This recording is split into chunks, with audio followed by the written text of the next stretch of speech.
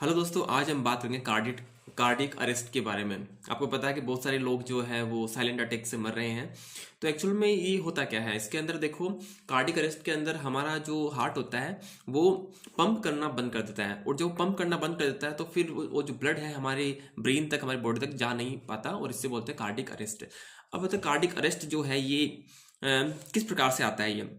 तो देखो, अगर हमें कोई तेज शॉक लगा है या फिर कुछ फियर वाला मूवमेंट आया है ज़्यादा, और या फिर हमारे जो हार्ट की इलेक्ट्रॉनिक सिस्टम के अंदर कुछ कमी आ गई है, तो उसके कारण से कार्डियक अरेस्ट होते हैं।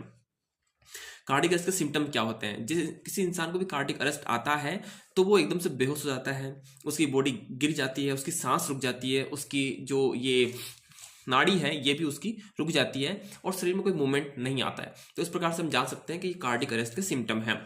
अब जो बात करते हैं कि हम इससे रोक कैसे सकते हैं, तो देखो, एक्सरसाइज हमें करनी ही पड़ेगी, इसका कोई विकल्प नहीं है। आप जो है आधे घंटे तक हमें सुबह उठकर या शाम को हमें घूमने जाना ही चाहिए। ब्रिस्क वॉक हमें करनी चाहिए, और लाइट एक्सरसाइज वार्म अप वगैरह जो है हमें करते रहना चाहिए।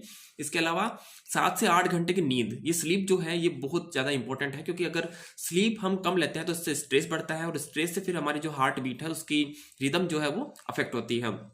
और इसके अलावा पुशअप हो गए, स्क्वेट हो गया, इस प्रकार से जो स्ट्रेंथ वाली एक्सरसाइज है, इससे हमारे हार्ट की, दिल की, हमारे शरीर की जो बॉडी की मसल्स होती है वो स्ट्रांग बनती है, और हमारा हार्ट भी सेफ होता है। खाने की आदतें की बात करें तो हमें जो है ज़्यादा तेल वाली या फिर जो फास्ट फूड वगैरह है इनको हमें अवॉइड करना चाहिए।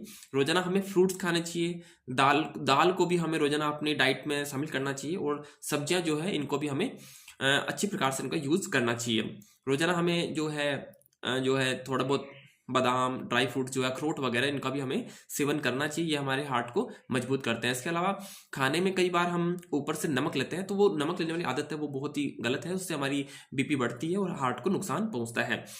हमारी लाइफस्टाइल ऐसी होनी चाहिए कि देखो, स्ट्रेस जो है वो हमें कम से कम लेना चाहिए। स्ट्रेस कोई लेना नहीं चाहता है, लेकिन फिर भी अगर हमारा जीवन शैली इस तरह से है तो हमें ओवर थिंकिंग जो है नहीं करनी चाहिए, और जिन चीज़ों से हमें स्ट्रेस हो रहा है उन चीज़ों को हमें अवॉइड करना चाहिए।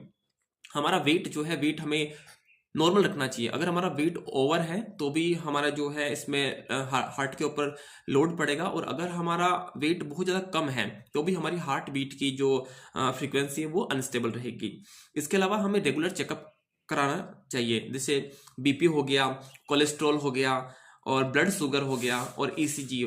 ये हमें जो है हर 1-2 साल के अंदर हमें ये चेकअप करवाते रहना चाहिए। इसके अलावा हार्ट की कुछ वार्निंग्स होती है, साइंस होते हैं, उन्हें भी हमें समझना चाहिए। मतलब अगर हमारी हार्ट बीट अक्सर तेज रहती है, या फिर हमारे सीने में जकड़न रहती है, या फिर हमें चक्कर आते हैं, या हमारे